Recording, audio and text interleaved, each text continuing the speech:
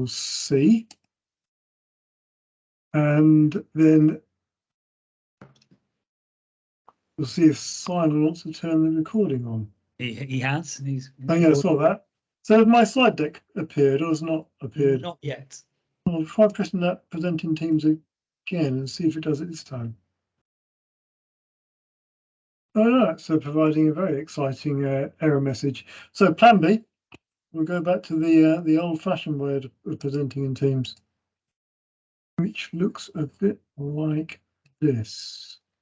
Stick that over there and share that screen. That's doing something. Right. Okay. So as ever, welcome to the this month's user group, everybody. Great to have you along. Do feel free to turn your video on if you like, because we're just talking about how important it is to be able to see people's faces, so you know whether you're really with us or not.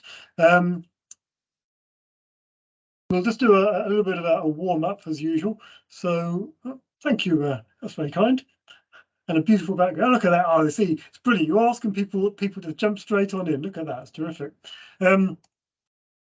Right, so just because some people haven't been to this before, I think we'll just remind you what we're about. We don't specify where north is anymore. We used to be north of England, now we're probably just north of the world, which is kind of cool. Although this time we're like north of the Antarctic, which is even cooler.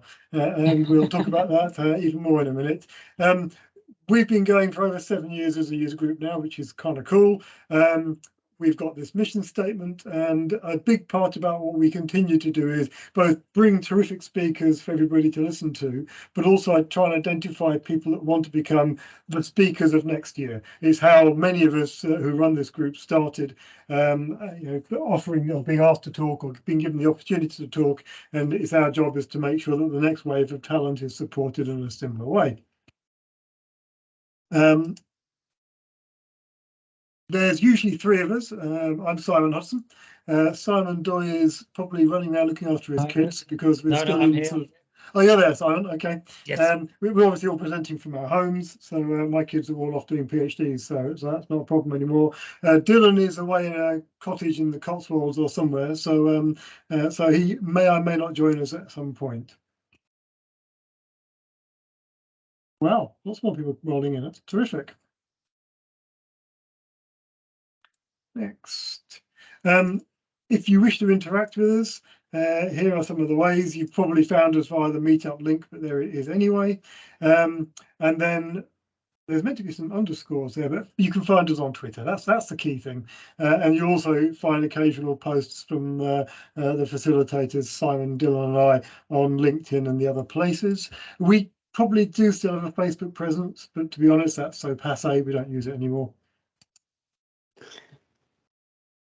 As we were just discussing as people were rolling in, I mean, this used to be a physical session. These days it's almost exclusively online, but we will absolutely continue the habit of trying to get together in the north of England, usually Leeds or York, for some beers at some point, definitely around Christmas time, but maybe we'll try and do a summer get together for a few beverages and to actually see people in 3 dimensions. And you can completely ignore that slide. I meant to remove it.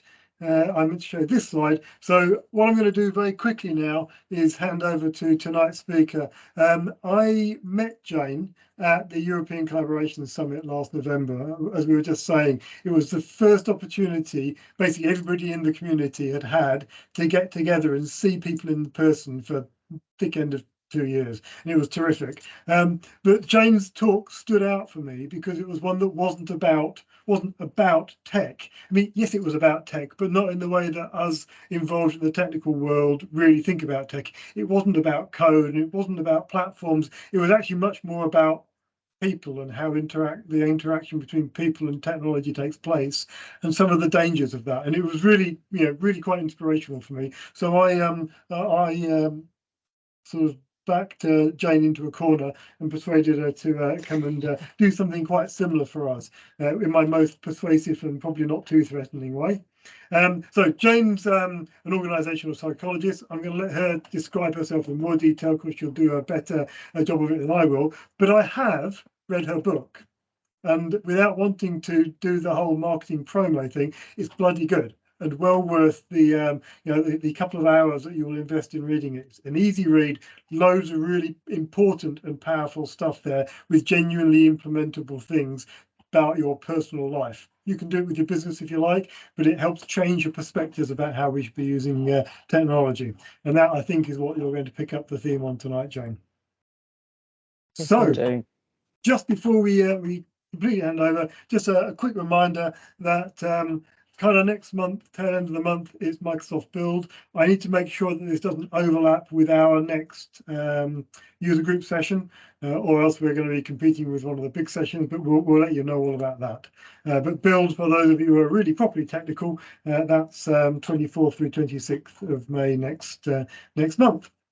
It won't be competing because we're the week before. We're the 17th of May. Huzzah! Excellent. Right, Jane, let's just hand over to you. Great. See if you can fire up your slides. If not, I'll use mine as backups. Okay, great. Well, thanks very much, and thanks for the warm welcome, and great to hear that you enjoyed reading my book, Simon. So I'm happy to be here. As Simon said, I'm an organisational psychologist, which many of you probably wonder what that means. A psychologist is probably understood to most of you. Organisation means that I look at the interaction between people and business. I've focused a lot in my recent years, after I had about 25 years working in various roles in large companies, mostly in HR roles. And after that, I'm now working on my own and have focused more specifically looking at technology. The interest came where I think over time, realizing that I'm old enough to remember life before having these lovely little devices, which, I wouldn't live without now. But previously, we used to be able to still manage to run businesses, not at the same speed for sure, with inter-office memos, brown envelopes, telex machines, fax machines, these sorts of things, and not actually be connected 24/7. And the impact of working 24/7, always being online, was something that interested me, and something I'll talk about today, and the pandemic. As we say, I've got some slides to share. I've also got a couple of questions in a Menti poll. So if you've got your phone handy, slightly ironic because I'll talk about them, but if you've got phone handy so we can do some Menti polls, that would be great too. And it's good to see everybody here. It's a smallish group. If you've got a question, feel free to drop it in the chat, and I don't know whether if I miss it because I'm in full flow, do let me know, and Simon or Simon, and we can answer those, or at the end, I think we should have a reasonable amount of time for questions and discussions and hearing other people's viewpoint, because I often think that's the value. Hopefully I give you some thought-provoking ideas, and I don't know all the answers, but can give you a perspective that we can discuss further. So let me see whether I can get the technology working, which is always a good thing to do. A bit embarrassing if I couldn't. And let me see whether I can do PowerPoint live.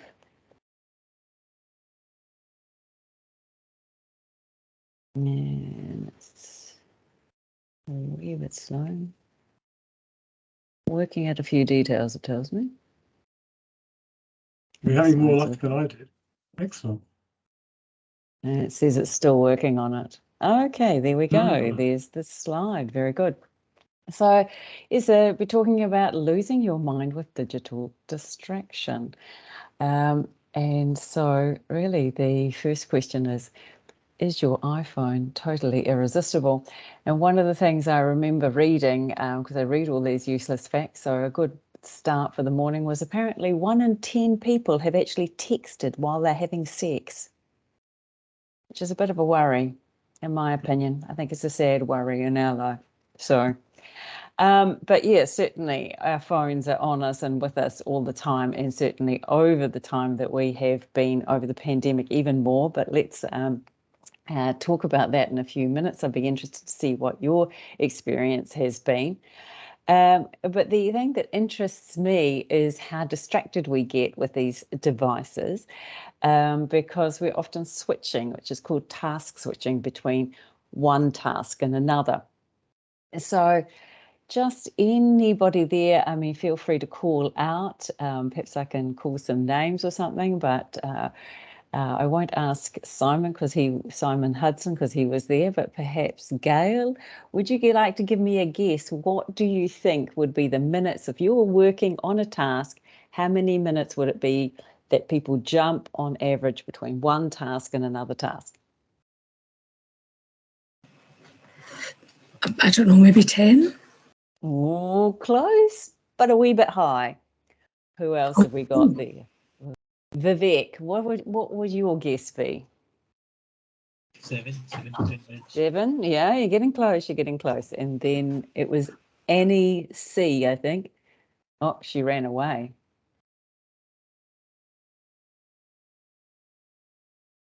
Well, I have no idea, to be honest.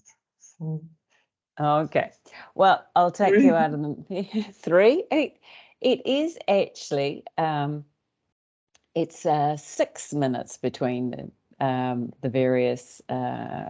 So it actually takes about 6 minutes, and people jump between one task and the next task. So it's quite interesting. So in that time, if you were working on something that takes quite a bit of deep concentration, then a task, would you be able to complete that task within 6 minutes? So the sort of thing, if you're trying to plan a project or you're deep into a piece of code and you're trying to debug it or something, within 6 minutes, if you switch from one task to another. So often what happens with these devices, and Simon was just talking about how he had 5 screens, you're switching between screens and between tabs and all these things. It actually takes a lot of your attention resources away. So, and it's often the way we work, and we think it's more efficient, but in reality, it actually means that we're very distracted in the style that we're working, and probably got worse over the pandemic, as we were talking about. Cal Newport that studied this, he put it into 2 categories. He called it deep work and busy work. Deep work being the work where you really need to actually very much concentrate on something.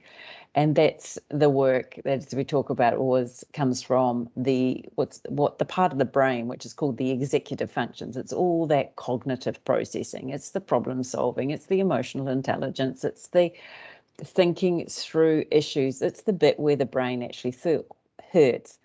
And if I think of the work that I do, if I'm trying to write something, that's something that requires concentration to get flow on what I want to say, how I want to say it, what are the best words to use.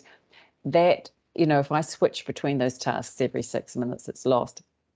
Busy work, or Cal Newport actually called it shallow work, by the contrast, is that stuff that you can flick. You can answer an email, you can answer a text, you can be doing some, I often will, and I'll talk about this, set aside blocks of my time so that I can concentrate on things. But in between, I'll have the accounts to do, running my own business, those sorts of things that don't take the deep mental processing, the shallow work. But I believe in our society, we've got very much sucked into this busy work. It's very much seen as important to be busy and jumping and answering your emails instantly. So one of the things we'll want to talk about today is a little bit about this difference between busy work versus deep work, and how we could bring that back into the way that we personally work, into the way to the organisations. I also think it's something that has got worse over the time of the pandemic. But what I'd actually like to do is jump to a Menti poll, which means I have to share another screen, just when it took me so long to get this one up. And let me see whether I can jump to another window and bring up the Menti poll. Yeah. So I'm hoping most of you are fairly familiar with Menti polls. So if you grab your phone, and probably the easiest is to open up your browser on your phone and use Menti, go to www.menti.com and put in that code 5310260, and let's see whether you found over the pandemic compared to before, you're working more in the evenings, weekends, hours in general, and online. So, is that working for people? Yep. Should be seeing some answers coming through. Ah, yes, look at that. So we're coming up with hours in general is interesting, isn't it? Online a lot more. That's not surprising, but evenings and weekends we're not seeing as much. We've got 4 or 5 people. Well, we've got about 10 of us online this morning. Or we'll give it another minute or two to see what other people are saying about that.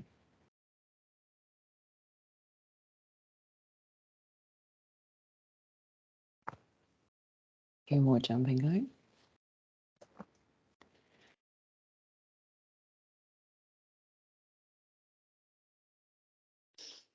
Yeah, good.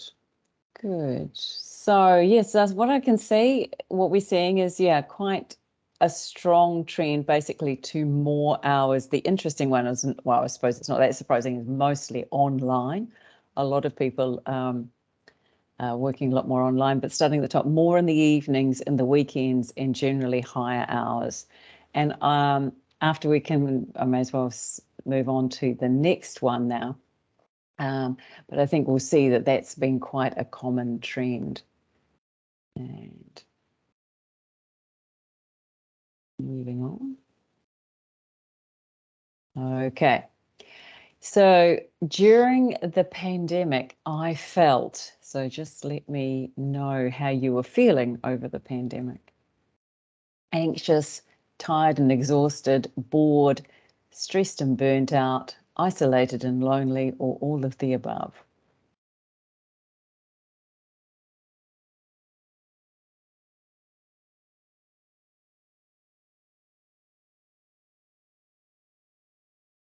Wait for a few more votes to come in.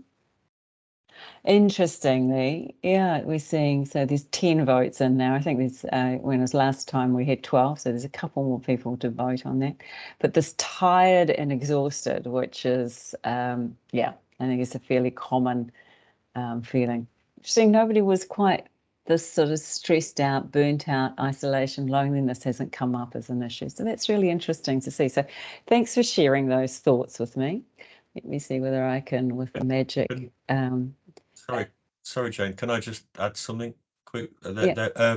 So during the pandemic, I personally, for me, I liked it. I liked being out of the office, away from colleagues that were very distracting and often could be quite annoying. And I felt I didn't feel that. I felt none of those things you put up there.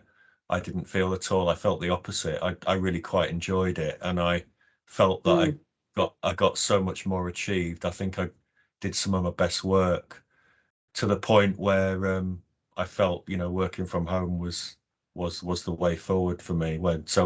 Then when an opportunity came up by Simon, who's here tonight, offered me some work, a job. I felt that's how I wanted to work from now on. So yeah, for me it was the opposite. Yeah, I guess that's a good point. My survey is somewhat biased, isn't it? I just listed a whole load of problems. I felt happier and better here. So yeah, a good point, and thanks for raising that. And definitely there are, I think this is not just to be talking about the negative, there definitely have been some positive things out of the pandemic. And we were talking about chatting that before, certainly a lot less time commuting, for example. I've found certainly, some opportunities, as you say, to concentrate and get work done. The office is not a particularly conducive environment in the way they've been designed in a lot of cases, with those big open plan offices, which are incredibly noisy, and colleagues that just think they can interrupt you. So I think it has given the opportunity to do deep work, as we were talking about, deep work versus busy work. The office can be a place where you can do a lot of busy work as well.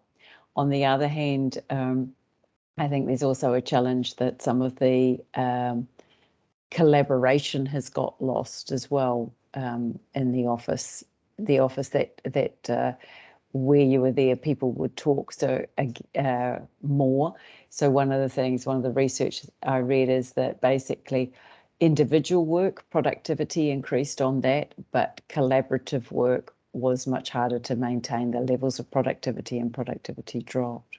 Yeah. So it can depend a lot on what type of work you're doing, as well as we were talking in the before the session, as to the type of person you are. Okay, well, thanks very much for sharing. I'm going to see whether with the magic here I can get back to the other presentation. And let me share that one. That just took a minute or two to bring that one up. So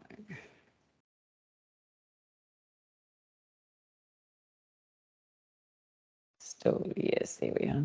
But, oh, with the joys of it all, it decides to bring it back up at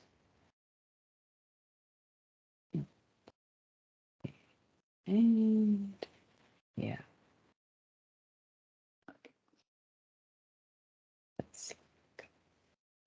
You can do it. Yeah. So generally, this is interesting because I know all your Microsoft user group, you'll be interested in the research that Microsoft does. So I don't know how many of you may have selected to allow your data from Microsoft Teams to go through to Microsoft to be used for this sort of analysis. So this is from about 31,000 people across 31 countries. So it's fairly interesting data, as in a very wide data set that Microsoft have done. They have a team there. I can't remember the exact name, but it's something around well-being and performance. But they generally found that during the pandemic, people were more distracted. So they've been looking since, taking statistics from the period March 2020 to 2022. Generally, they found meeting times on Microsoft Teams was up 252%. Now, that's not a surprise because it was the only way to meet. So it's not surprising, but I think early in the pandemic, we saw, the first year of the pandemic, saw it go up 148%. And then when they had the 2 years, it's gone to 252%. So generally, some of this will show that people were just starting to get settled into technology and using that technology. But the meeting times generally exploded. So this idea of feeling tired, exhausted, and working longer hours does seem to link into meeting times, which I think is a good opportunity for companies often to look at how many meetings they are scheduling, because somehow we seem to need more meetings when we're working more online than we were previously having. And what interests me about meetings is that sometimes meetings weren't, well, most of the time, meetings weren't that great before the pandemic. And now if we just have added a whole lot more of relatively poorly organized meetings, are we actually then seeing a lack of productivity or lower productivity because we've got inefficient ways of meeting? I mean, moving to the technology is not helping improve the way we meet.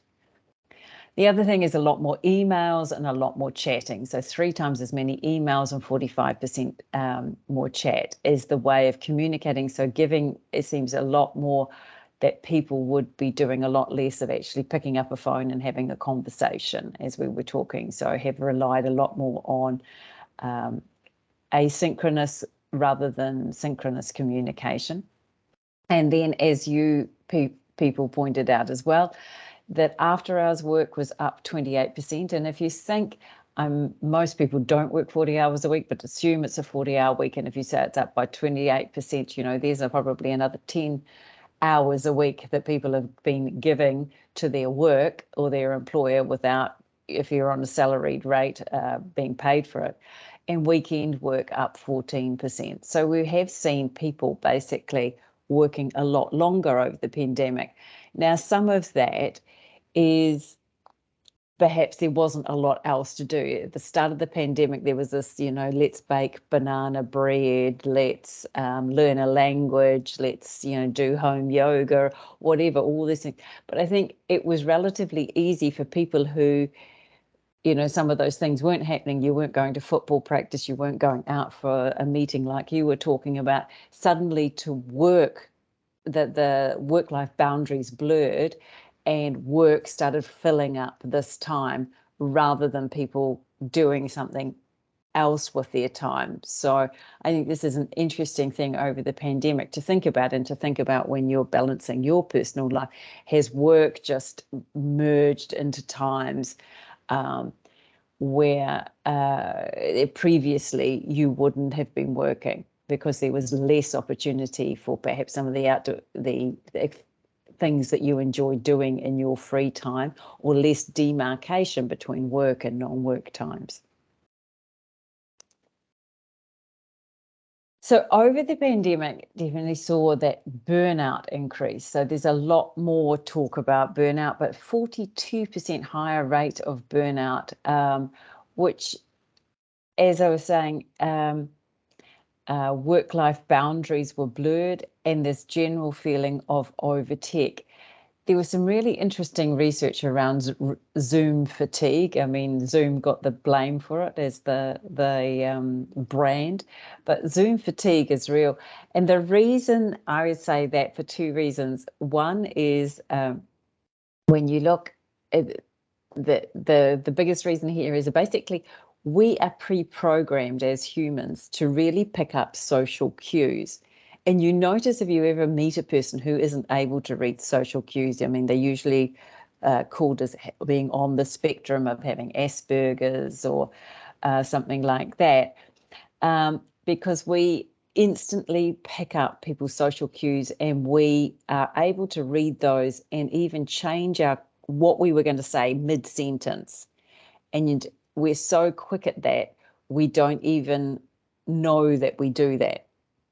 So we've got these, so we read these social cues. Now, obviously, when we're online, it's much harder to read these social cues. You've got the 2D rather than the 3D, or as we are here now, I've got my slides here, and I've got, just a little gallery of 6, faces here I can see. Even in comparison to seeing 6 faces in front of me in a room, I can't pick up the social cues and know what to adjust and adapt.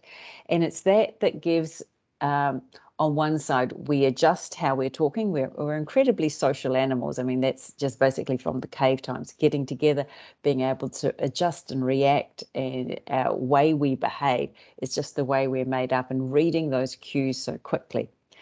And so you can't do that on Zoom. And when you're trying to do that on Zoom, it creates anxiety when you can't do it, or you're trying to do it and it seems a lot more exhausting. So Microsoft did an experiment, which is their experiment was a bit flaky. I think they had about 12 or 10 people, and they basically put ECG measuring the brain waves. They had the people go from one meeting to another meeting to another meeting, back to back. And then 2 weeks later, they had them go and they measured the ECG and the stress levels. Basically, there was much more red in the ECG. They had very high stress levels.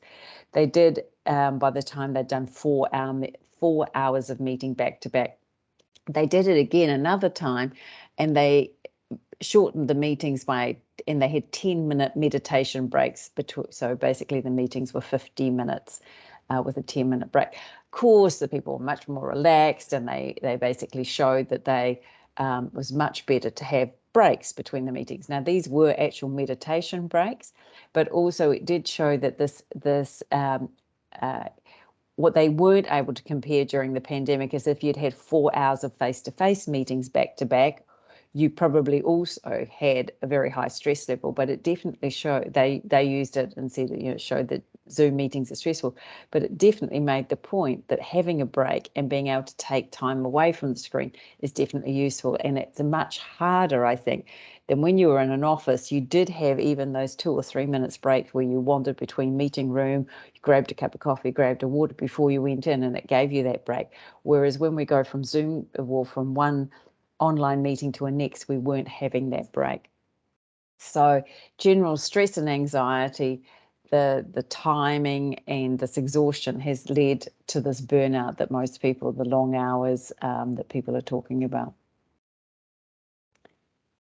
It's moving a bit slow. The reason that stress and anxiety is increased, oops, sorry, I jumped over two.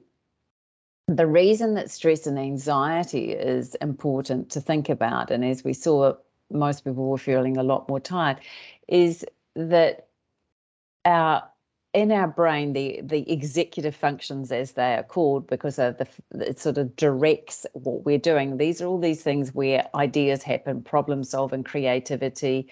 When you're thinking across domain thinking, you get an idea from one area and you pull it together with an idea from another area and you come up with a solution.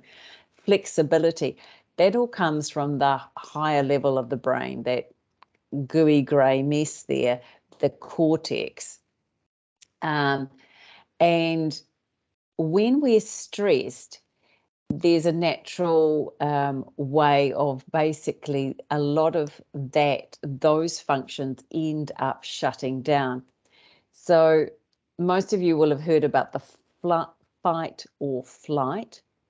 And basically when that system kicks in, that fight or flight stress mechanism, either way, it narrows your senses. So basically when you say people are blinkered, they truly are. Their senses narrowly focus in on what they see as the danger. Now that makes perfect sense if you were faced with a big angry saber-toothed tiger. Your senses narrow in basically on that issue. You stop thinking about big problems, thinking about great ideas. There's all these physical changes as well. The problem in our society now is we don't know what that big saber-toothed tiger is. It can be grumpy colleagues, a nasty boss, huge deadlines to achieve. And what happens is that stress narrows the thinking, limits the creativity, limits the problem solving. So over the pandemic, we saw an increase of stress levels. And from my side, it's like, okay, this higher stress levels, these longer hours, these burnout, on one side, it's not good for people. On the other side, it's also the stress will have a negative impact on the creativity and the problem solving of the people if we're dealing with people who are supposed to be doing these, finding solutions, coming up with great ideas. High levels of stress, it's really important to manage that so that people actually do feel comfortable, so that they are contributing. So that's why well-being, one of the key reasons from my point of view, is that when we look at how we're using technology, that we have to be thinking about the well-being, because we just can't be doing it that people are basically doing busy jumping to and from shallow work, and that they're highly stressed. So putting the two things together, we're jumping between things, we're very distracted a lot more, and if we're highly stressed, we probably are not performing at our best. So that, I think, says a little bit about what I think the problem is. The question is, what are we doing about it? And is technology is the answer? So perhaps just a quick, rather than jumping back to the Menti poll, is there a way of doing a reactions there? If you want to raise your hand, how many of you ever look at Microsoft's well-being statistics that come up I don't know if you've got it coming up every week or every month? You've got one person says yes, two. It's got two, couple more. I can't see all the answers the way I've got my screen set up. I don't know. Can you see, Simon, how many people have said they're using it? We had three. I'm a fourth. Yeah. So yeah. So it's interesting, these well-being statistics, and I've tried them because this is my area of interest. I've not found them particularly useful myself either. Telling me how long I've been online. It supposedly suggests when you could have focus times. It doesn't really seem to give us what we would say, what with any of these things, yes, it's useful to have information. It's if you think about it like a diet, I think about this as, okay, you're counting the calories. You might know that, you know, you've eaten more calories than perhaps you need to, but the real change happens when we change our behavior and actually don't buy that packet of fish and chips and go and eat that salad or whatever. So this is semi-useful and it can give you some metrics, but it doesn't actually change the behavior. The behavior always has to be motivated internally, which is why you want to change. So perhaps it gives you a motivation and perhaps it gives you some metrics and it has some point, but really unless that motivation and that reason to change comes internally and is internally motivated, I don't think this will give us the answer. Interestingly, I'm not sure how companies are using this data in a collated way up, because also, like many things in well-being, the hours don't necessarily mean how you personally feel. So if I take stress for an example, you can have two people, as I'm sure you know, many of you work in teams or manage teams. You can have two people and you can give them exactly the same work and exactly the same amount of time, and one person will feel stressed and another person will see it as challenge. And that has got, there are so many factors involved, you know, their ability, their training, their upbringing, what's going on in their non-work life at the time. So in all of these things, if I can say, oh, you know, I can see that of the 6 people here, some of them are working longer hours. For some people, that'll be a problem. And for some people, that won't be a problem. You know, it depends a lot on the person. And this is what this technology, when it's just measuring hours, is not telling us. So I'm not sure that this is really telling us what we want to do. And actually, my question is technology actually the problem and is creating some of this itself?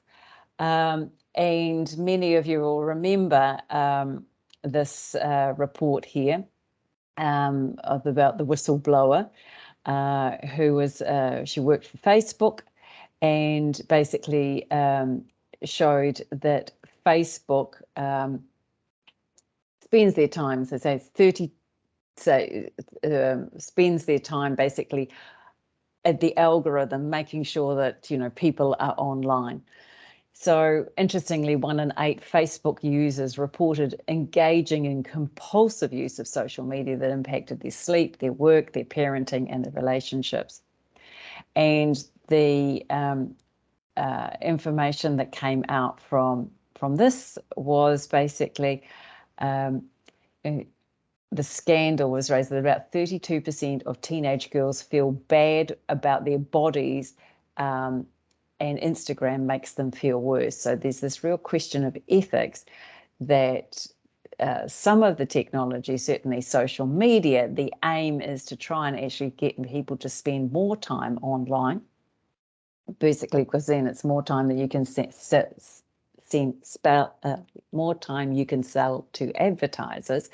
So basically, on one side, you know, somebody's reporting some well-being statistics. On the other side, it's like, okay, but we're creating algorithms which actually encourage you to spend more time online.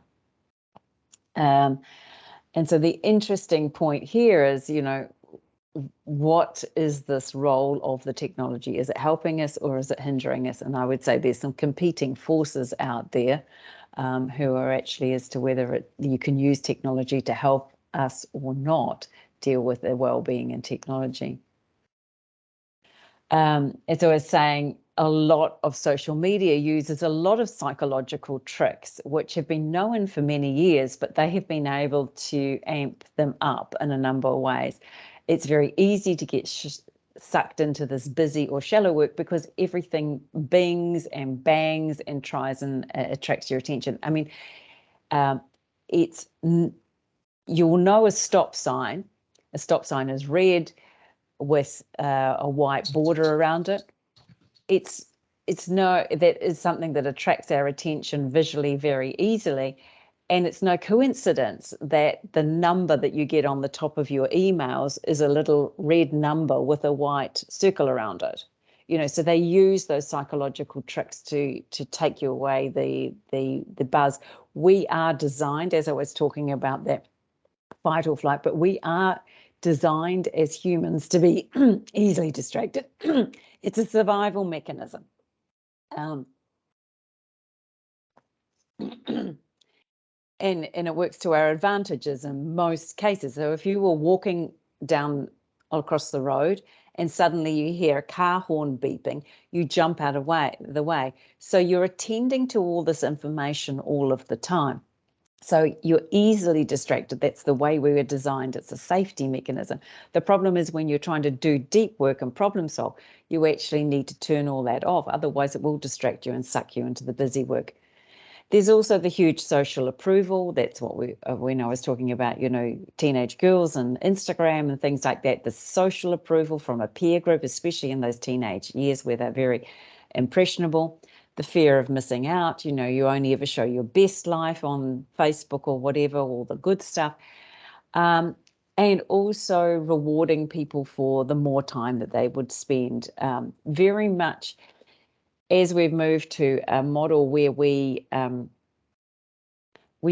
many of our companies see long hours is somehow rewarded. It's seen as a badge of honor, sending emails late in the evening.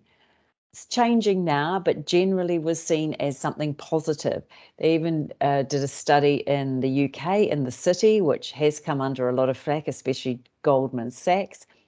But people there admitted when they did the survey to actually sending pointless emails after hours just to prove that they were working to their boss. So in these highly competitive environments, working long hours is seen as a badge of honor. So we have all these tricks to basically reward us and get us away from good habits of working. I think the other challenge coming from technology, as your statistics, if you're part of this and your statistics are being reported up into this wellbeing, is the fear of the abuse of surveillance. And it comes down a lot to how much you trust your employer. But over the time of the pandemic, a number of firms implemented technology where they could survey how many hours people were working, monitoring their staff, the remote working hours. So about 12% of firms already had put in some monitoring of their staff remotely by having some device on their computers, which were basically checking it. 8% said they had plans to implement that, and another 6% were thinking about it. Now, if you think your employer is using that for the good and going to say, okay, that's to help, with my well-being, they're going to say to me, you're working too longer hours and how can I help you with your work-life balance? On the other side, if you think it's going to be used to say you aren't working hard enough or you took a 2-hour lunch break, whatever the case may be. So I think the surveillance is very much a tricky issue as well, which we're going to see a lot more questions about over the time of technology. So the question, is technology the answer? I don't think technology is the answer. I actually think that technology may help us a little bit, as we said, with creating a metric there so we can see how much is online, but that may not actually help us a lot unless we actually are motivated to do something about it. And there are other parts of technology from other companies which are actually attracting us to being online, and there is a danger with how we look at how much surveillance we should have of our employees and how long they're working and those sorts of decisions. It takes, for me, away the autonomy that people have if you're starting to monitor people and then talk to people about, it's about where is the autonomy if you're being watched and monitored. So what do I actually think that you could do about the technology and the time and how to improve the way you're working, which makes the best of the way you use the technology and your brain together? One of them I would say is definitely solo tasking, not multitasking. I'm sure there's many of you here. I could ask you actually, how many of you think that you're really, really good at multitasking? No. One or two. Yeah. Nope, it comes from Fernando. Yeah. It's interesting to see that, because often people think that they are brilliant at multitasking. There are a few people in the world who are super taskers, just the same as there are, some Usain Bolt can, run, 100 meters in less than 10 seconds. Of course, there are some people who have an incredible part of our brain. That's just part of us as humans. There's always someone out there who can do something brilliantly. But for most of us, it's not multitasking. We're basically switching from one thing. Well, we are always switching from one thing to another. You can do two things that, there are some things you can do quite easily together if it's very automated. And driving is a good example, because that's where they've spent most of their times looking at that. And you can be driving down a motorway, you can be holding a conversation, or you can be listening to the radio or a podcast or something, and that's fine.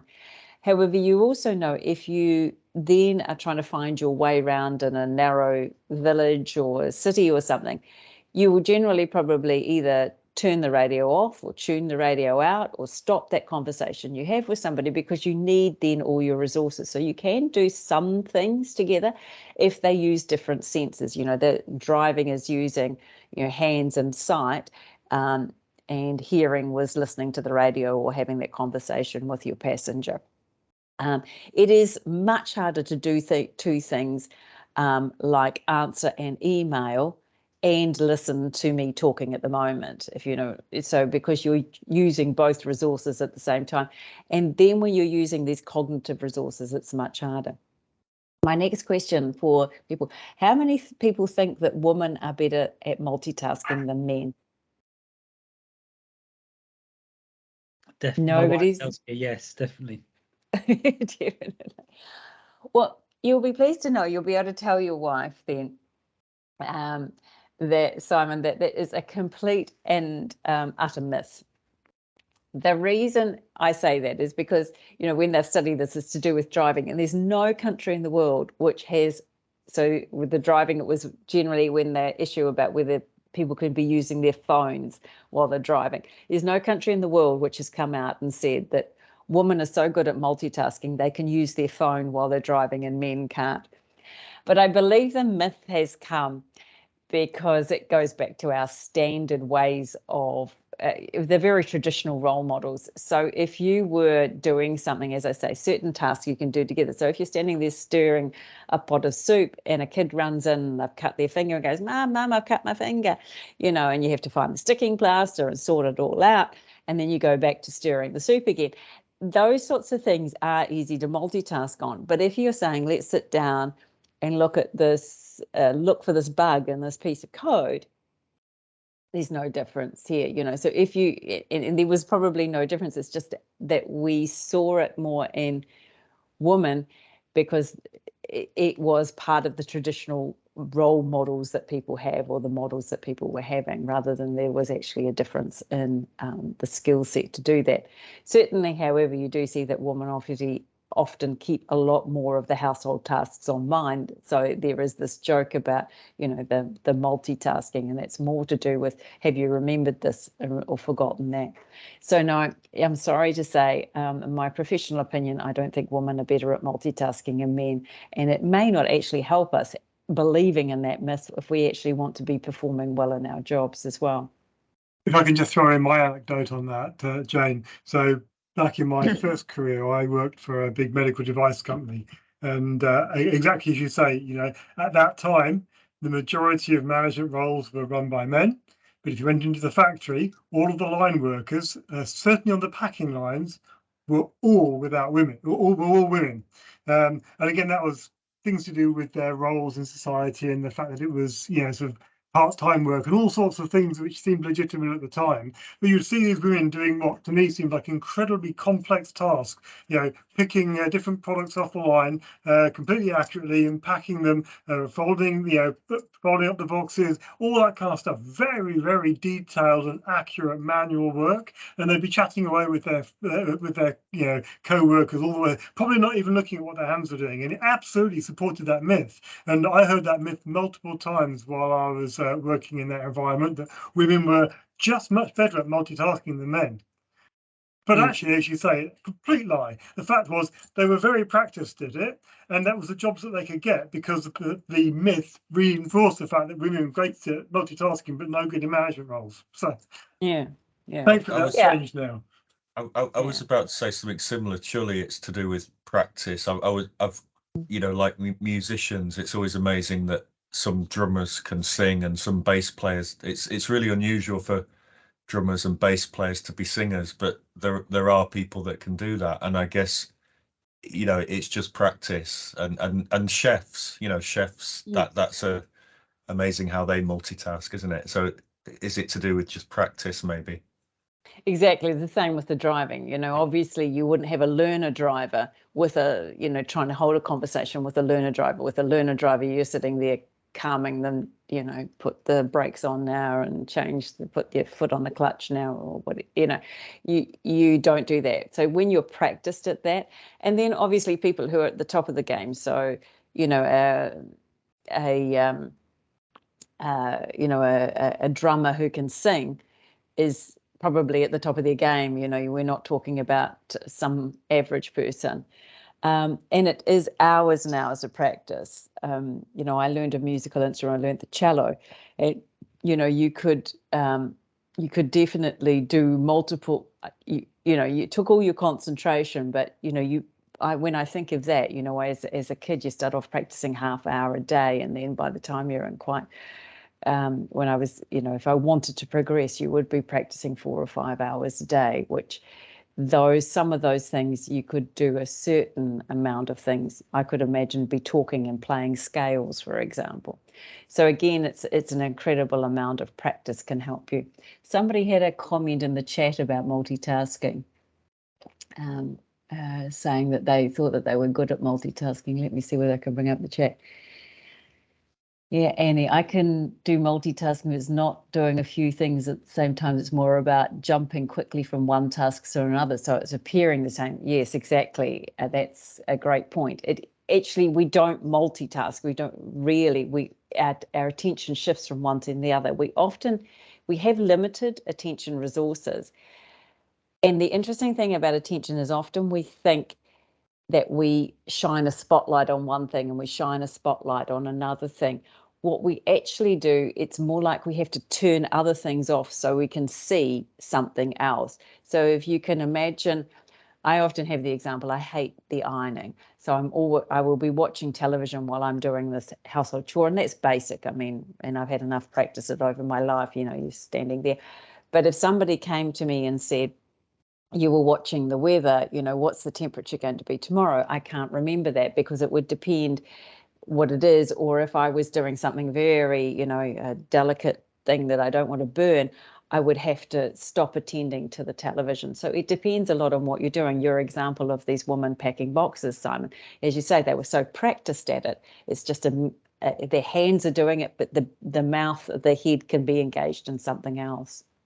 And I also observed that you can follow a conversation hearing only 1 in 3 words, because half the words are just fillers, and the rest of the conversation you can pick up from tone of voice and visual cues as well. So it's possible to do that task switching, listening to conversation. But the moment I have to absorb all of a linguistic stream, whether it's written or spoken or anything else, I absolutely can't handle any other linguistic function at all. If I read a word, I stop listening to the radio. If I listen to the radio, I can't listen to somebody else talk. I can do one language-based thing at once. No exceptions that I've come across. Yeah.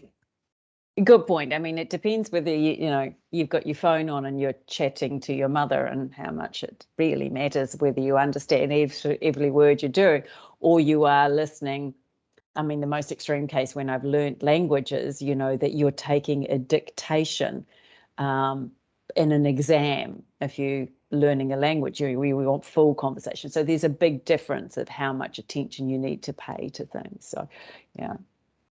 So, yeah, if you want to be better at anything you do, a solo task, don't multitask. Right, let me move on. The other thing I talked about is creating boundaries, physical boundaries, because we talked about this blurring. Certainly, it's been huge over the pandemic times between our work life and our non-work life. So I would say something else that you can really do to help lessen that stress. And as I said, if you lessen the stress, then the more brain power you have, because it's those executive functions when you're stressed, which then leads you to be easily distracted. So the more stressed you are, the more easily distracted, because your brain's looking for danger. It's basically in this high alert mode. So one of the ways is to create these boundaries. This is work time, this is non-work time, that got so blurred through the pandemic.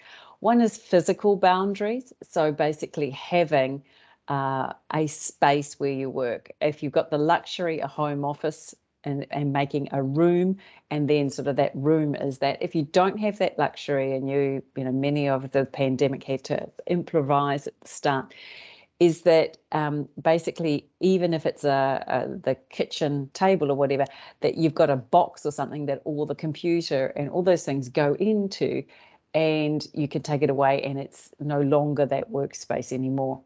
But definitely not using every space in the house. And what has happened with the mobile phone, it is so easy to be answering a few emails in the bedroom, going to the bathroom, even going to the lounge. You know, every room becomes a workroom. Whereas mentally, if we can shut down when we're in a different space, so especially the bedroom, if you've got issues about sleeping, would be to create those as spaces where you don't think about work, and it certainly helps. Time boundaries, creating these block of time where you work and you don't work. It's, as I say, if you're switching between tasks, you're doing this busy work, which is less effective on the higher order thinking tasks of problem solving, creativity, generating ideas, emotional intelligence. So creating blocks of time to do that work, but also having starting and finishing times a bit the same way as you would have during a work day. Now, I know I saw in the comments some people say they love the flexibility of working from home, and I agree. You know, that flexibility of being able to say, I am, especially in winter where it's dark and cold, you know, I'm going for a run in the middle of the day, and so there's a 2-hour block in the middle of the day, but still creating that time where I would generally get to a certain point of the time that I would say the work day is over, and mentally being able to shut that down. And the other one is psychological, these buffer zones. And while the commute, I'm certainly not certainly happy, and I'm sure many people are, that they don't have a commute, it did give us a time that we transitioned between work and non-work time.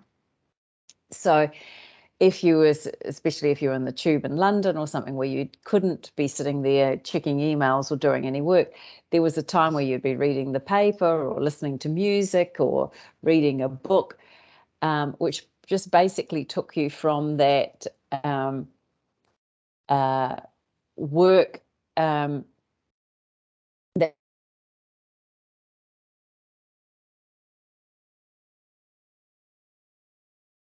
Uh-oh. Oh no. your office. There we go. We lost you for a moment there, Jane.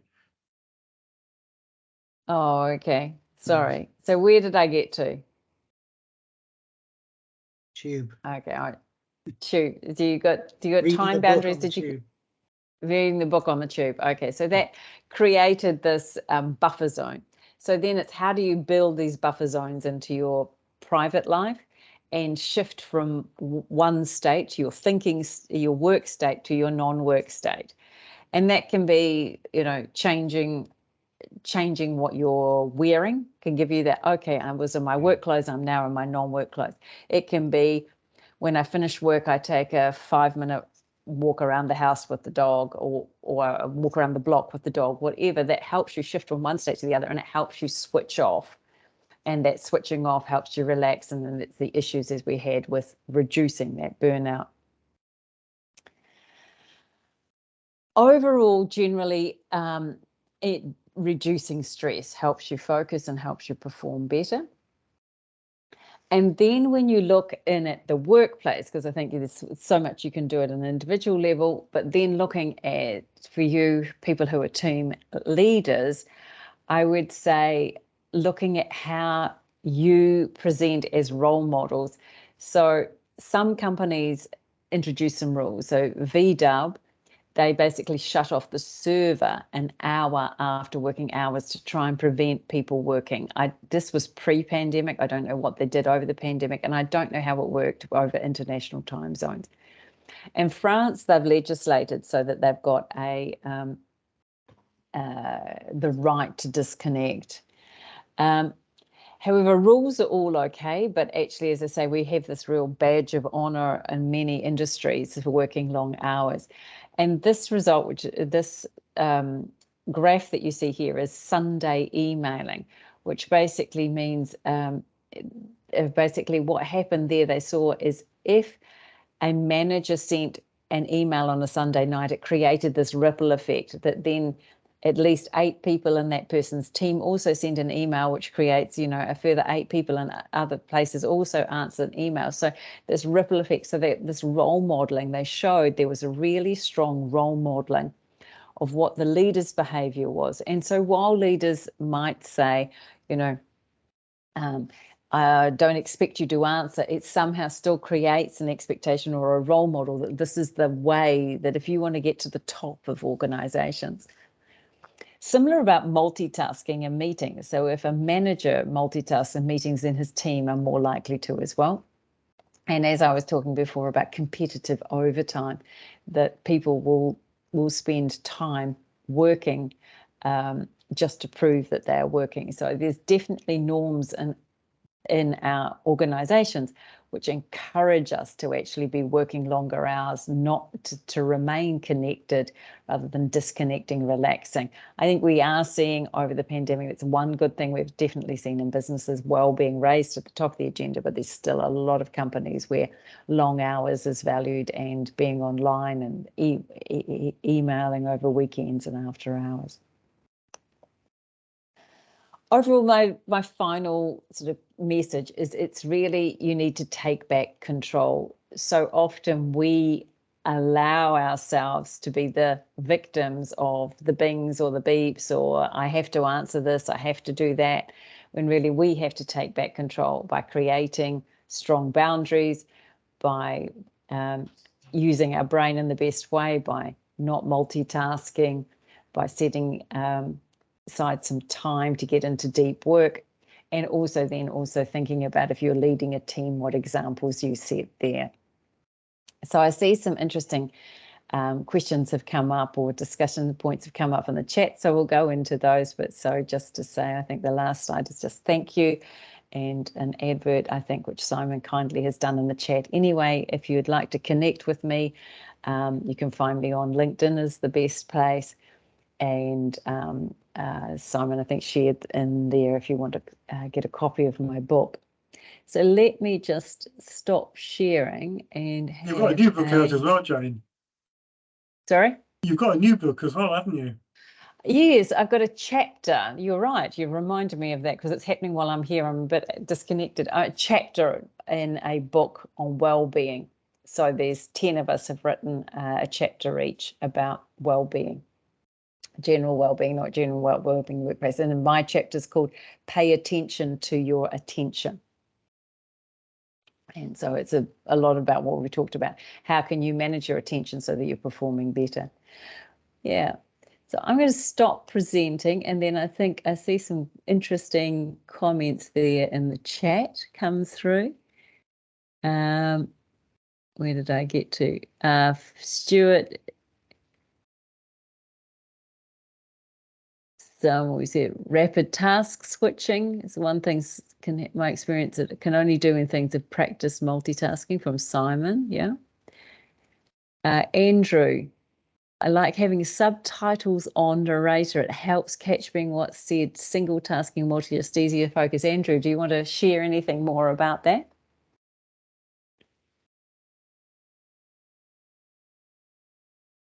You might be multitasking. Yep. Andrew? Okay, he must be multitasking at the moment. I think so, yeah. Then Stuart, I think that's true of musicians, the drumming or playing the instrument mostly in autoplay and concentrating on the singing. Yeah, we discussed that one, Stuart, didn't we? Yeah. Fernando, the music I listen to when I study or in silence. So Fernando, yeah, I see there's a bit of a discussion. Do you want to share a bit about music and studying? And then I think Stuart had some comments there as well. Well, that's only my point. I don't want music. I want silence. Right. Exactly And the what- same, what- Fernando. I love music, but I can't have it on while I'm concentrating. I end up listening to music or being distracted by the beat or a lyric or something. Occasionally, I can have something like some gentle classical music or maybe some kind of trance music that actually Sing along maybe to- relaxes the mind. But anything which is, engaging music ruins my ability to work. Yeah, I agree. I agree, Simon. I can't. Maybe it's because we're both sort of musicians. I can't listen to music and work at the same time. I just end up focusing and listening to the music too much. So I can listen to music, but it has to be the same music. So I have a particular playlist which is for my focusing, and that's what I use. But if I was having the radio, it would completely mess me up because it would be different, and then you're listening out for it. But when it's like I've got a particular playlist where I use focus, and that works quite well for me. That helps me get into flow.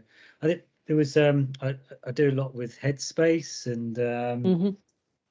Oh God, what's the guy's name? He's quite a well-known musician, but he's been doing this series, and they were looking at the flow of being able to get into flow, and they in this they sort of said, right, if you've got different music, then it won't work. But if it's the same music and you do the same activities with the same music, that will help you get into the flow.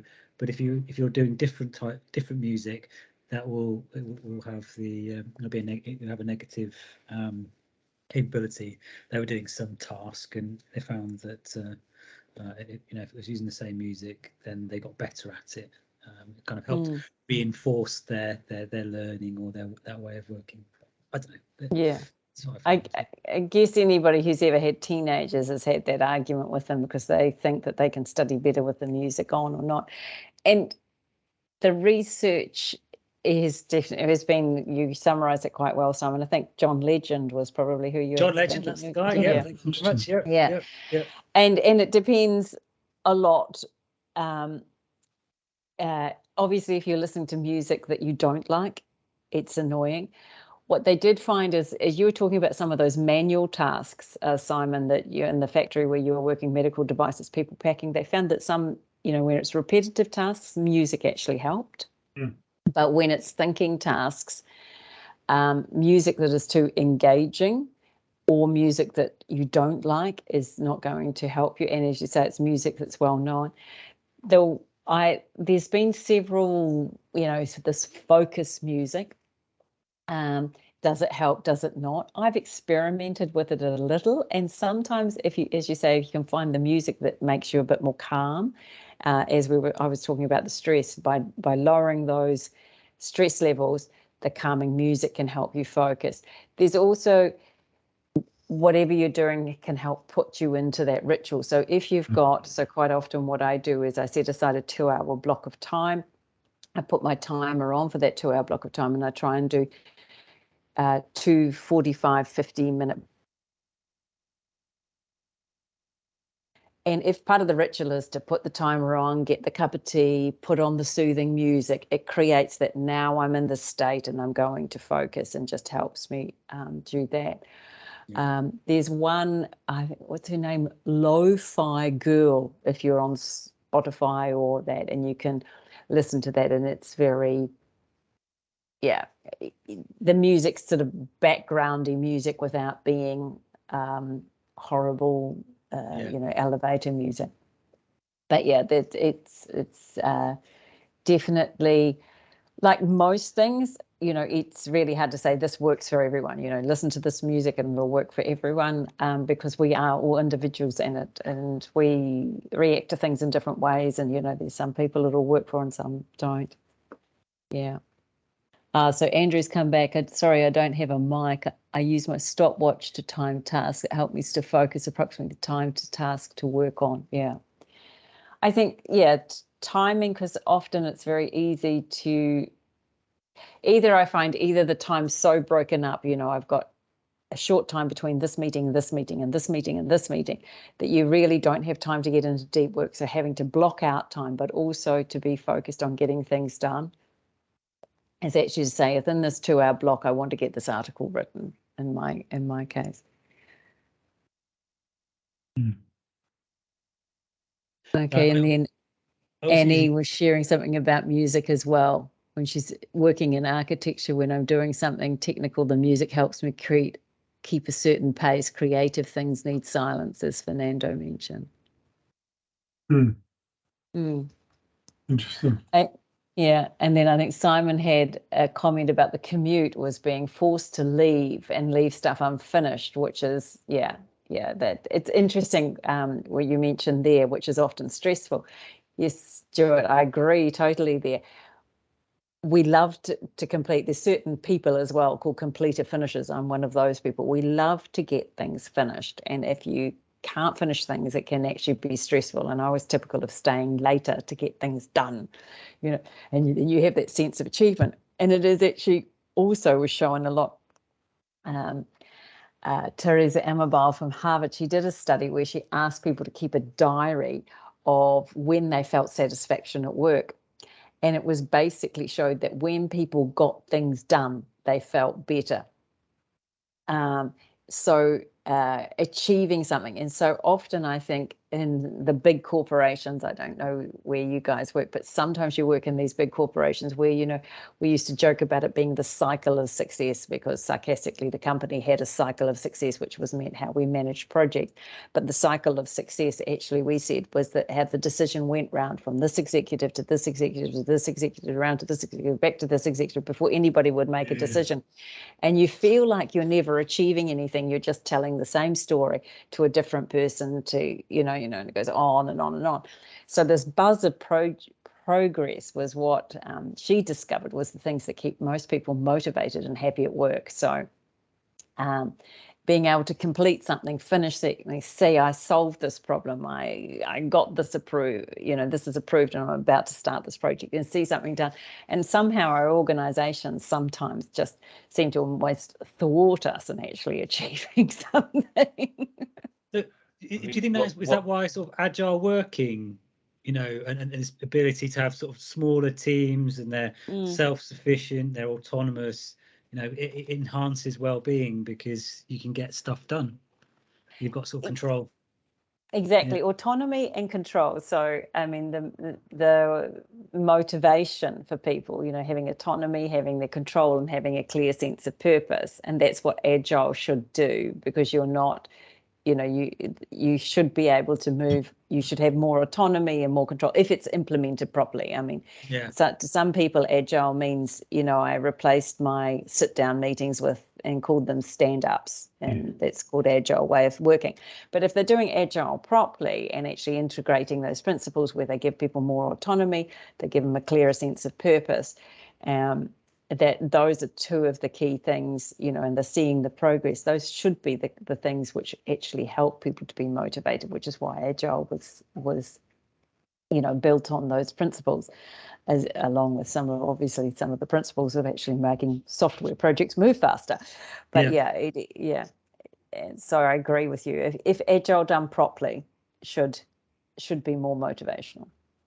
Yeah, I mean, what I used to find is if I left work at 5:30 and wouldn't be getting in the door till 6:45 at night, and then you have to help get the kids to bed and everything, and then if you hadn't quite finished something, you wouldn't be getting back on to it till 8, 9 o'clock at night, and it's too long a gap, and you've totally lost your where you were, and you're tired. And I used to hate that, if you're trying to finish something off in your own time and you've had 2 or 3 hours away from it, it just doesn't really work. And yet you're still carrying that unclosed task around in your head, so you sort of got that tab open still, and that's exhausting in its own right. Exactly. It's like if you've got something which isn't closed, which is why those things about the blurring of the home and work life is a bit about closing the physical door, so it helps close the mental door on your work versus your non-work space. So it's helping close that tab. As I recall, Microsoft were doing some stuff around the virtual commute with the idea that people use that as their unwind, think down time. But I've not heard anything about that for about a year now. Is that gone nowhere? Is that still active?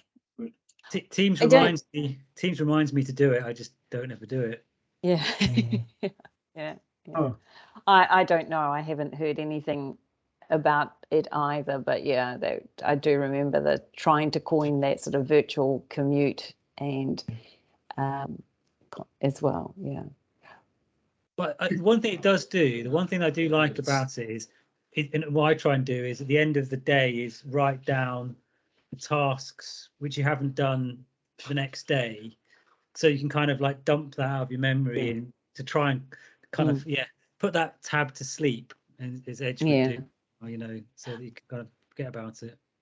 Yeah, I think one of the things that is certainly used at the end of the day if you have trouble sleeping, but also you could do it at the end of the work day, is to write down the things that you've achieved as well, not just the things that you have to do for tomorrow, but the things that you have achieved. So, one of the grateful, what are you grateful for today, or whatever you feel you've achieved today can help you just get into that mode of you're ready to sleep, rather than having those things playing on your mind.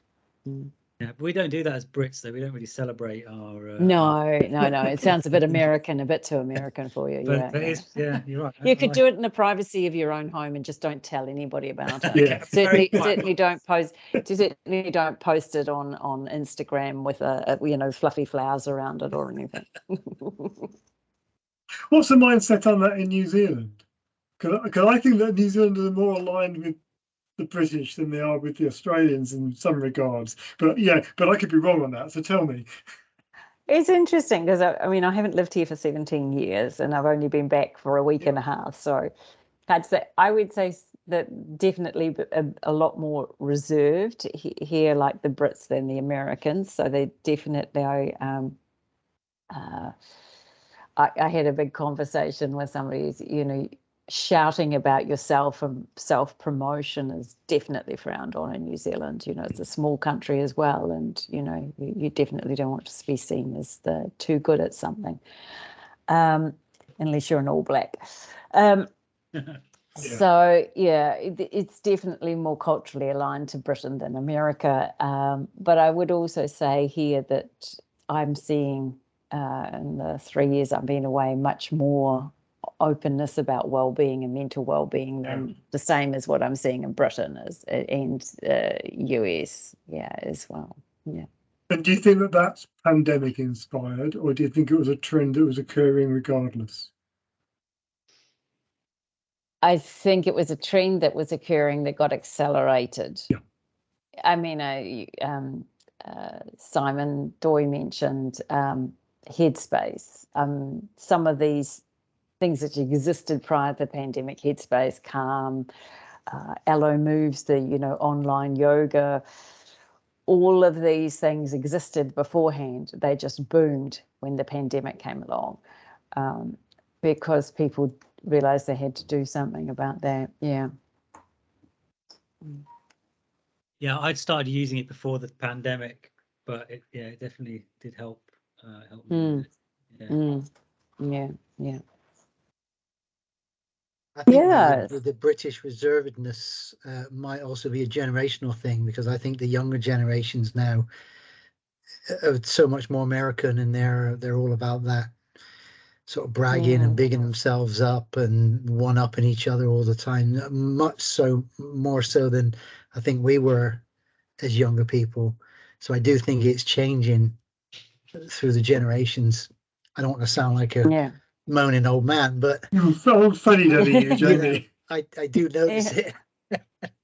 Well, certainly if you're on Instagram, which I'm not very active on Instagram at all, but you know, the issue about body type and you know, when you see Instagram, you're like, oh my God, it's just all about that. And it's like, what? And every now and then, you know, we went out for dinner last night, and you know, just as we were walking past the restaurant, there's a girl there with a selfie, you know, Duck doing face. the hair, duck face and all the rest of it. And you're like, what? You know, and the self-image, and as you say, posting it on Instagram, the best version of yourself all the time, you know. It's definitely something which is much more visible than in that generation. Yeah. And I'm not surprised that people who don't look like that are struggling, you know. There's a I have a great comment on emails. The anxiety to start watch and pay attention if you have a new email. As I work on my own, I check if there is a client writing me, and that's very important. And I stop everything I do and check the email. But on the opposite side, it's very interesting to me that it happened this week. One client told me, hey, how are you last week? Next time you please call me. And then I called him 5 times via Teams, on the phone, and WhatsApp. And he didn't pick up my phones. So it's incredible. But sometimes I pay too much attention on someone, and on the opposite, they just are reckless. They don't care. They don't even say, sorry, I cannot attend you now. Give me a moment, or would you give me a day? Nothing. Yeah, there's definitely I mean, what would you say, that this customer service, we have to react instantly, this mentality creates the pressure to be answering your emails instantly, or picking up every phone call, or responding to every ping. On the other hand, as you say, most of the time there's not really a true urgency for what people, you know, unless you're dealing with IT systems and all of a sudden everything's just broken down. What's the real urgency in a lot of these matters? And you know, it's and people often think it, you know, there's this power thing. There's a fantastic Dilbert cartoon, which wasn't on one of my slides today, but you know, it's basically, you know, I'm so busy that I'll give Dilbert, as big boss manager, you know, I'll give you a morsel of my time, but at the same time as I'm having a meeting with you, you know, I'm going to, you know, answer a text message type thing because you're so unimportant to me. So it's a bit of a power thing, you know. You're serving me, so you answer me directly, but you know, when you want an answer for me, the vice versa, I'm too busy, I'm too important. So I think there's an interest that, you know, basically these just show the power, or people trying to use power in different ways as well. So what's your view on notifications, Jane? I mean, this is a leading question because you and I have spoken about this, but for disclosure. But you know, what do you do to manage those proactive interruptions to your time? I have my notifications switched off. I mean, I work for myself, and I work not in the areas that you do. So I, you know, I do have contracts where I'm working in communications and HR work for people. None of that is urgent. I would say none of it's, you know, so desperately urgent. For coaching clients, I do tell them that to WhatsApp me if there's something really serious, or you know, like they've got an interview tomorrow and it's come up suddenly and they're really like, you know, but I'm not dealing with serious cases. So I would deal with people who say they're burnt out, but on the scale of burnout they're not, there's 3 levels of burnout, and the 3rd level you generally have to go away off to a 2 or 3 weeks institution to really deal with the issues. I deal with the people at the 1st level. So occasionally I might have somebody who rings me on a Saturday and say, I have an absolute shit day at work, what should I do, or something. But most of the time I don't have anything, so I feel justified. I mean, there's nothing that I'm doing which is an absolute crisis that you would need to get hold of me. I have the ringer, so if people were to ring me, and I tell them that, if you really need to get hold of me, ring me. But still, if I go out for a jog, if I go to a yoga class, I do not take my phone with me.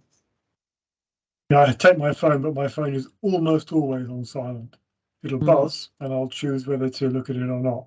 And again, all of my notifications are off, with the exception of Teams notification when I'm sitting at this workstation. So what notifications does anybody here actually leave switched on? What do you respond to and what do you not? When I'm working, Teams chat is on, because a lot of business is done that way. Email notifications is permanently turned off. But they're foisting, where I work, they're foisting the Facebook Workplace on us, which seems a horrible marriage between Yammer and Teams, and just duplicates the tools we've already got. So it's going to be interesting to see that. If anybody's used Facebook Workplace, I'd be interested to know if they see any value in it. I can say about my case, because I'm slightly younger than you and I'm using much more of a social media.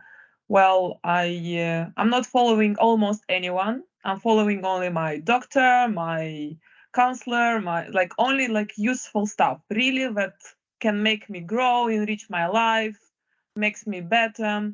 And everything in terms of sound, everything is off. Only I have a badge, and I can see it only if I'm opening the app to check it. So I'm not, because I noticed I'm distracted a lot by all this stuff. So I'm trying to cut at the maximum, not to get into it. It's like a rabbit hole. When you're getting there, you can't get out. So, exactly. By the way, I have a question. I'm not sure if it's the time for questions. It's the time for questions. Okay, thank you. I noticed there is a tendency, employers now with the pandemic and all the people working from home, they are very excited regarding that. And there is a tendency for them to prefer for us, the employees, to stay at home, working from home.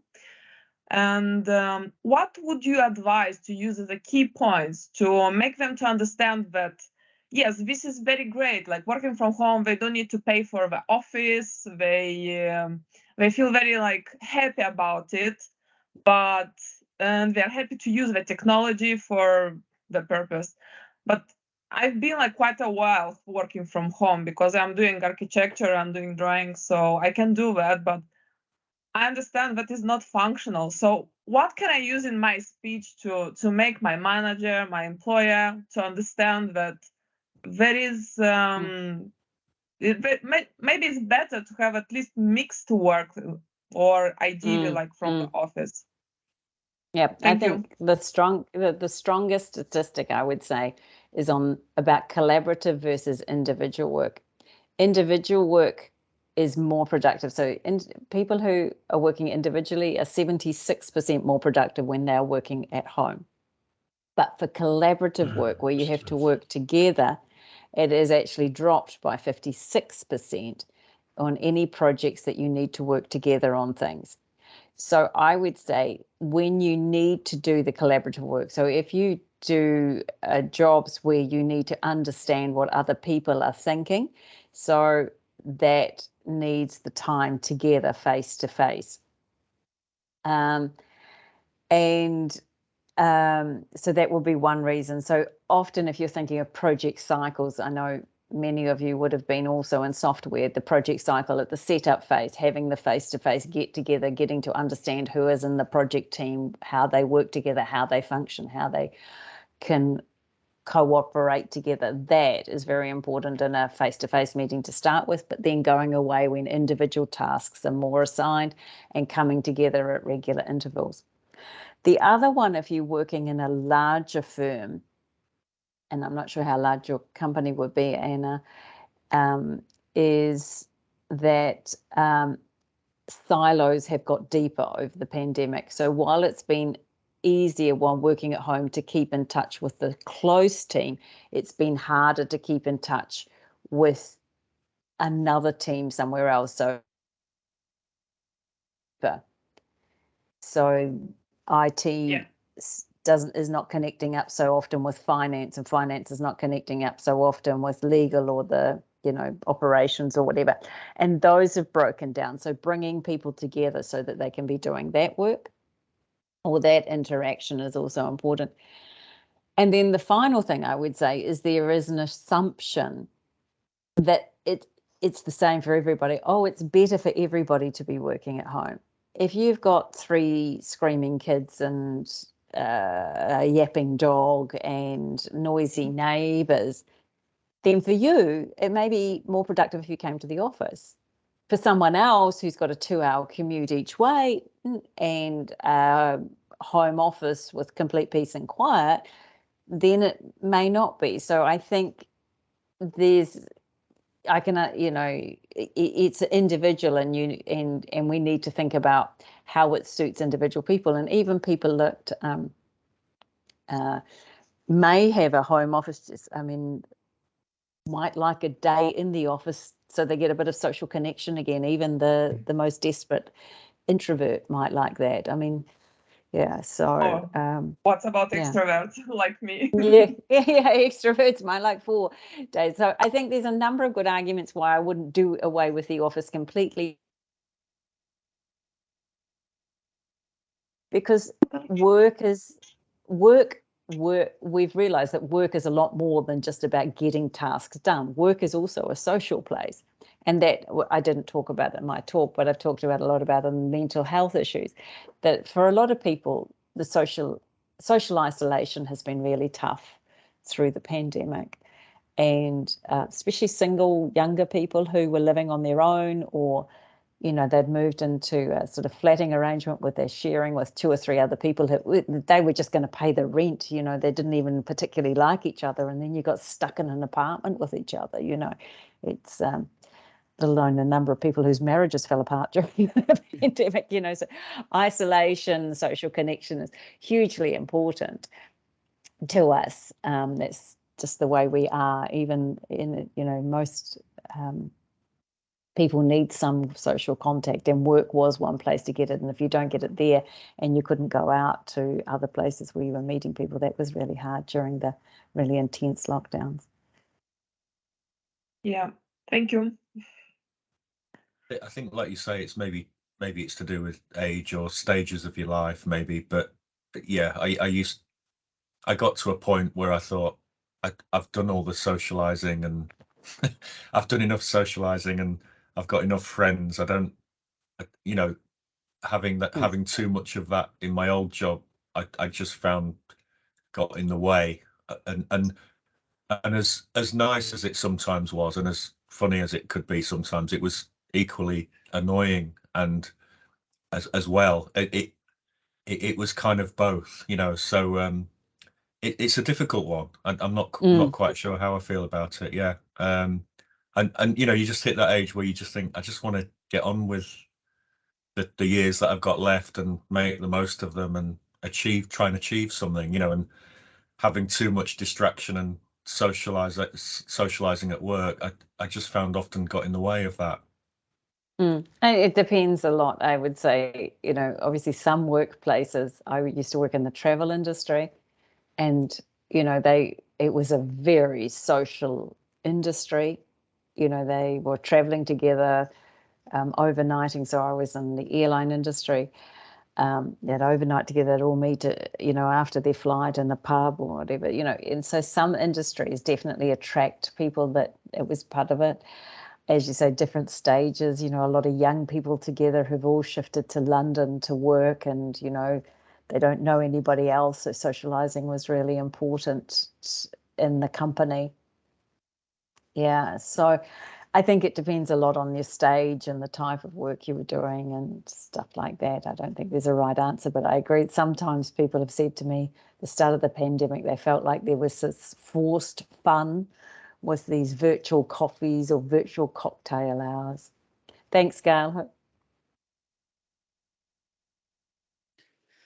Yeah, it's that thing, isn't it? Where when it's good, but when it's not good, it's really not good. You know. But yeah, it's. So, but I mean, you know, to be able to capture that. So because would it be a case of doing some surveys or something to kind of capture how people are feeling, and then use that to kind of help decide what the course is, or which people would like to be in, would like to be hybrid working, and use that to help work through that? Because I think that's, yeah, I'm sure like 20 years ago, I definitely would not want to be working from home all the time, but now it just works well. Pick up the kids, drop the kids off at school and all that stuff. It works well for me, but yeah, different. It's very different priorities. I see a few people are dropping off. Simon, is this sort of the time you'd normally wrap up, or? This is the point at which we see if anyone wants to go and grab a gin and tonic. But early in the day for me. Yeah, exactly. We're going to let you off that particular obligation. Or a pint of whiskey, Simon, like your American friend thought that you'd made him drink. Yes, exactly. Yes. So with that in mind, Jane, we genuinely appreciate what you've shared with us today. I think it's been fascinating, and it's been great to have so much interaction from the attendees.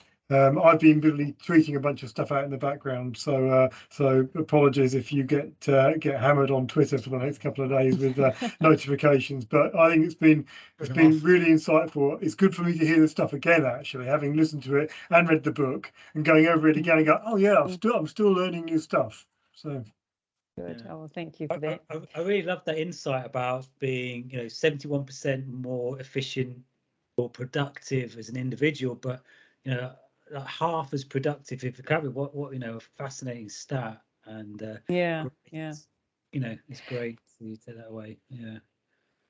So I think Simon's got the slides. I sent them through. I didn't have probably that stat in that slide. It was but I'll find it. Is it in your book? So I bought your book. So no, because that was one that's come up later. But yeah, I'm glad you bought my book. There's lots more useful stats in that book that you'll be able to. But I've got it. Maybe I've got it here. I can just pop it. I tweeted that out, but I was wondering what the source of that was. That was a Boston Consulting Group survey. Okay. Let me just copy this from and pop it in the chat. Oh, no, I thought I did a control paste, but it didn't quite work. Yeah, so it was a Boston Consulting Group survey done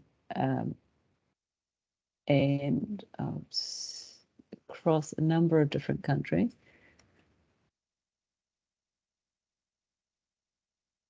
There we go. So yeah, COVID-19 employee sentiment survey was 12,662 employees in US, Germany, and India. Probably if you, I can do a quick Google search for it as well. Yeah.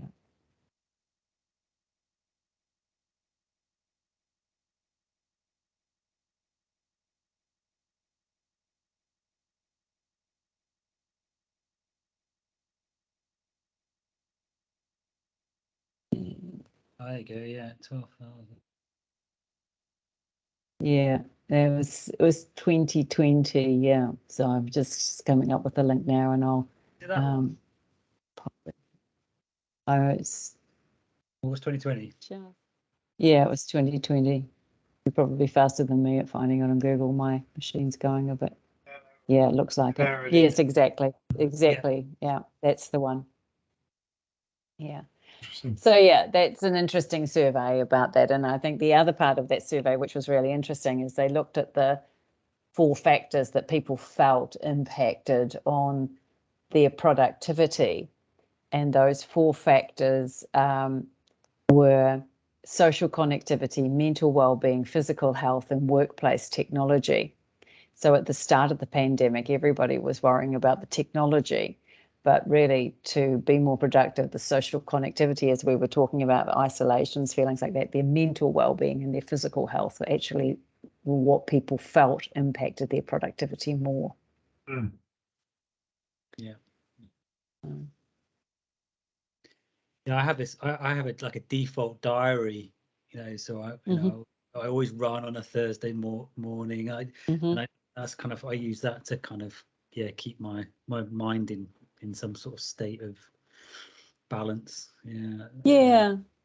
I've heard of that. I've never used it, but I have heard of that. I have a bit of one where I call it the pink time. I don't know, as somebody told, and just basically saying, I've got morning yoga 2 mornings a week and exercise, but I still then flex it a lot. As I say, if it's winter, I don't want to run before work. I mean, it's too dark.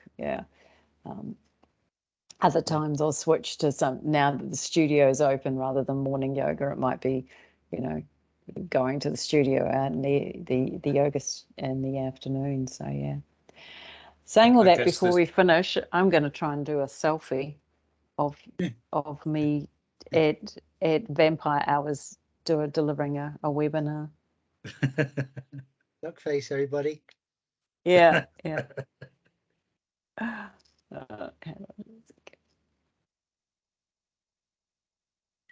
we go. There's that thing about natural UV light being good for you as well, isn't there, from the sun? So if you are going to go out for a walk, then noon is the best time, and or a run or whatever it is, because you're going to get the most sunlight in skin. Really interesting research coming out about that. If you Google a guy, Andrew Huberman, I'll write that in the chat there. He American at one of the Californian universities, I think, Stanford or Berkeley. And he's done work, as you're saying, Stuart, on natural light and the benefit of that.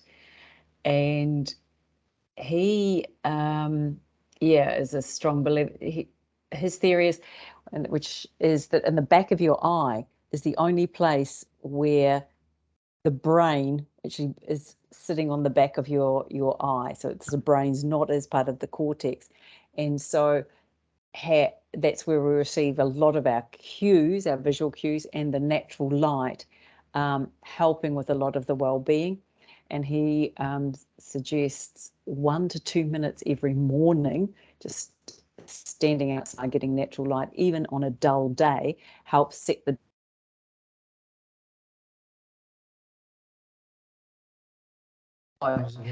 and I've certainly been trying that while I'm down here in New Zealand, because it's a 10-hour time shift from Zurich, and so getting up in the morning and really trying to get out and get into the light to try and reset the jet lag has certainly helped.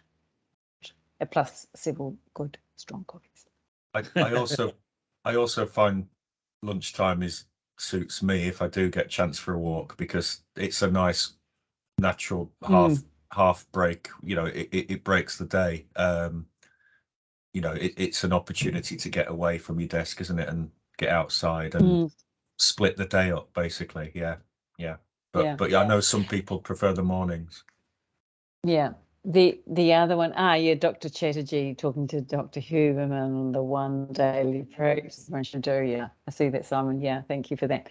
The other one he said on that same podcast, I think, was about there's something about our visual cortex. If we have to be producing the motion, so it can be cycling or walking or running, it doesn't work just in a car or seeing something like if you're on a Peloton, the screen going past. But basically that is very calming for us, seeing the movement by the side. So that's naturally calming for us. And I imagine it goes back to this fight or flight. We feel like we are moving forward and away from danger in some way. So that, and then in nature, there's some other research that being outside in nature as well. So that lunchtime walk or that lunchtime run, you know, the natural daylight, the forward movement and the nature, get all those three things together. Hugely beneficial for your mental well-being. They talk about in Japan, is it forest bathing? Yes, you go out into the woods and you bathe in that in that nature as a calming. Yeah, very good for creativity, apparently. It's difficult though, isn't it? If you're really busy and you're under pressure, you know, to learn new things or starting a new job or whatever it is, it's hard to justify that time out, isn't it? Because you think, well, that's going to be a wasted half an hour, and you also need to grab something to eat as well. So, and then if you're not careful, it's gone over the hour. So it's difficult. It's difficult sometimes to. I can't think of the last time I had a great idea, and I've had lots of great ideas in my life, but I can't think of the last time I had one of those sitting at my desk. I either get them when I'm walking around, listening to podcasts or something, or mostly talking to other people. And those are all things that we've, tended to let slide due to work pressures or being locked in a house. You've got to make space, haven't you? You've got to make space for these things to happen. Like, that's it. Yeah, exactly. But Simon, you probably also can't remember the last time you ate lunch either, though. That's a fair observation, Jamie. You know me too well.